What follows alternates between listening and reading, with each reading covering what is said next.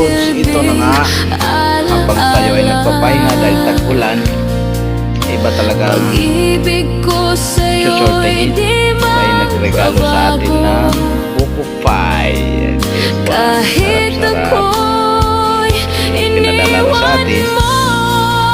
Kaya ngayon, ating banatan na to. Napatagalin.